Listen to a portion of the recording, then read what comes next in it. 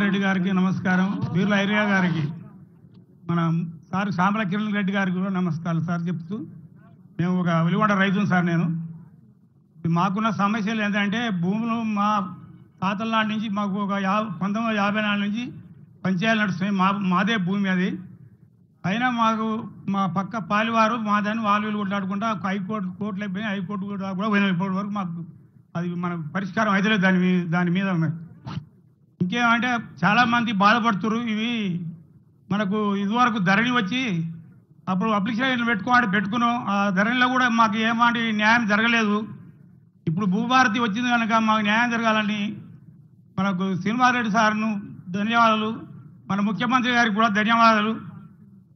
అందుకే ప్రతి ఒక్కరికి కూడా ఈ ఇబ్బందులు రాకుండా ఉండాలని, భూమి సమస్యలు చాలా బాధాకరంగా ఉన్నాయని, కబ్జాలో కూడా కాస్తులో కూడా ఇప్పటికీ మేము ఒక దగ్గర 50 ఏళ్ల నుంచి పోరాడుతున్నాం అదే అట్టి భూమి మీద. ఇంతవరకు నాకు పాస్బుక్ కూడా లేదు, నాకు గుంట భూమి కూడా లేదు. నా పేరు కబ్జాలో ఉన్నాం, కాస్తులో ఉన్నాం, అంతా నడుస్తుంది. అది కబ్జాలో మేము ఉన్నాం, కాస్తులో మేము ఉన్నాం, హైకోర్టు దాకా పోయినాం. అది ఇంతవరకు మాకు పరిష్కారం అందలేదు. కనుక ఇటువంటి రైతులకు ఎవరికైనా ఎంతోమంది ఇబ్బందులు పడుతున్నారు. మన వెలుగొండ మండలం కాదు, అన్ని మండలాల్లో కూడా ఇప్పుడు మన ఎమ్మెల్యే గారు మంచి చక్కటి అవకాశం తెచ్చిచ్చినందుకు ధన్యవాదాలు. మన వెలుగొండ ముద్దుబిడ్డ అనిల్ కుమార్ రెడ్డి గారికి ప్రత్యేక ధన్యవాదాలు తెలుపుతూ, మనకు ఇటువంటి అవకాశం ఇచ్చినందుకు మీరందరూ సహకరించవలసిందిగా మనం కోరుకుంటూ నా యొక్క ఉపన్యాసం ముగించుకుంటున్నాను. థ్యాంక్ యూ అండి. సాదాబైనామాలు ఇప్పుడు మాకు ఇంతవరకు సాదాబైనామా అనేది ఇంతవరకు పోయిన ప్రభుత్వం చేస్తామని చేయలేదు. ఇప్పటి ప్రభుత్వం కూడా మాకు సాదాబైనామాలో మా పేర్లు రికార్డులో ఎక్కించవలసిందిగా కోరుతూ మాకు ఈ అవకాశం ఇచ్చినందుకు అందరికి ధన్యవాదాలు చెప్తూ ముగించుకుంటున్నాను. థ్యాంక్ యూ అండి నరసింహ గారు. మీరు చెప్పినటువంటిది ఓకే సార్. మరి ఈ చట్టంలో చక్కగా పొందుపరచబడింది. మంచిది సార్. 2014 జూన్ 2వ తారీఖు నాటి నమస్కారాలు సార్. కలెక్టర్ గారు కొనుగోలు చేసినటువంటి సాదా కాగితం మీద కొనుగోలు చేసినటువంటి మరి దాదాపు 10 లక్షల అప్లికేషన్లు ఈ రోజు పరిష్కారానికి నోచుకోవడానికి యొక్క భూభారతి చట్టంలో మరి చక్కటి అవకాశం కల్పించడం జరిగింది. సరళ గారు, మహిళా రైతు సరళ గారు మాట్లాడండి. నా పేరు సరళ, అక్కంపల్లి మహిళ రైతుని. 4 ఏళ్ల నుంచి నేను ధరణిలో అప్లికేషన్ పెడితే నాకు ఇంతవరకు రాలేదు. అందుకే ఇప్పుడు ఈ చట్టం నుంచి వచ్చిన భూభారతి నుంచి అవుతుందని నేను అనుకుంటున్నాను. ఈ పేద రైతులకు కూడా ఇట్లాంటి కష్టం రావద్దు, అందరికీ ఈ భూ చట్టం నుంచి రావాలని ఆశిస్తున్నాను. ఆన్లైన్లో మా ఆయన చనిపోయినప్పుడు నాకు ఈ రైతు మీద ఇది కన్సల్ట్ ఆఫీసర్ ఎవరు సర్లక్క అడిగేది ఏంది ఐడియా ఉందా మీకు?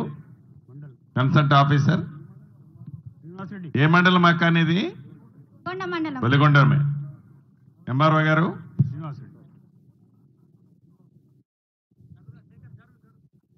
అక్క అడిగేది ఏంది, ఎందుకు పెండింగ్ ఉంది? 4 సంవత్సరాలు అవుతుంది, నాకు ఇంతవరకు కాలేదు. శ్రీనివాస్ పేరు మీద ఉంది.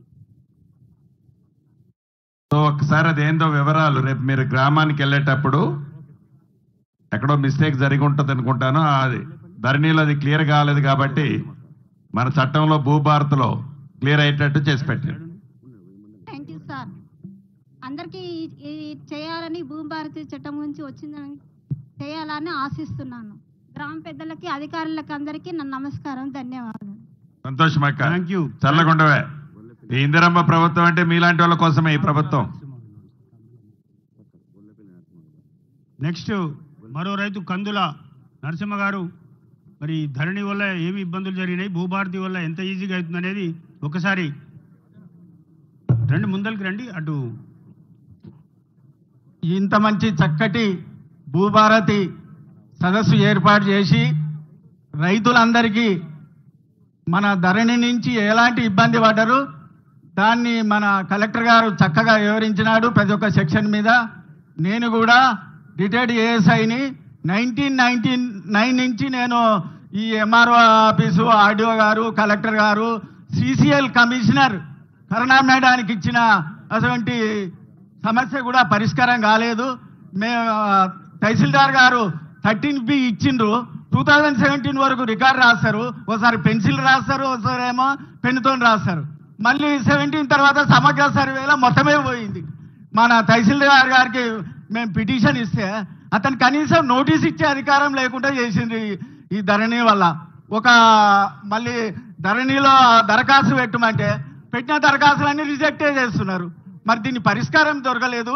ఈ చక్కటి భూభారతి చట్టం పెట్టినందుకు మన ముఖ్యమంత్రి గారికి, అతి చురుకైన మన రెవెన్యూ మంత్రి గారు పట్టుదలగా రైతు బిడ్డ కాబట్టి ముందుకొచ్చి ఈ విధంగా దీన్ని సదస్సులు ఏర్పాటు చేసి భూభారత్ అనేది అందరికీ తెలియాలనేది ఈ సదస్సు ఏర్పాటు చేసినందుకు ధన్యవాదాలు తెలుపుతూ విరమిస్తున్నాను. థ్యాంక్ యూ నరసింహ గారు. మీరు చెప్పినట్లుగా సాదా బహినామాల కింద ఎవరైతే 2020లో మరి ధరణి చట్టంలో అప్లికేషన్ పెట్టమని చెప్పడం జరిగింది. ఒక్కొక్క అప్లికేషన్కి 1000 నుంచి 1500 రూపాయలు వసూలు చేసి చట్టబద్ధత లేనందువల్ల దాదాపు 10 లక్షల సాదా బహినామా అప్లికేషన్లు పెండింగ్ లో ఉన్నాయి. వాటన్నిటి కూడా ఇప్పుడు ఒక్క కలంపోటు కంప్లీట్ చేయడానికి ఆఫీసర్ గారు నేను చెప్తాను. నెక్స్ట్ ఆడబిడ్డను పిలవండి. ఎవరు మాట్లాడే అయిపోయారా?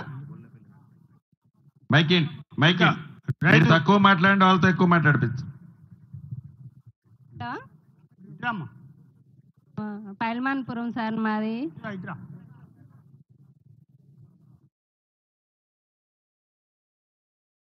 హలో, పైల్మాన్పురం సార్ మాది. నాకు అన్యాయం చేస్తుండు. భూమి మా మడిది అంత చేసుకుండు. మా ఆయన చచ్చిపోయిండు. నాకు ఇస్తలేడు భూమి.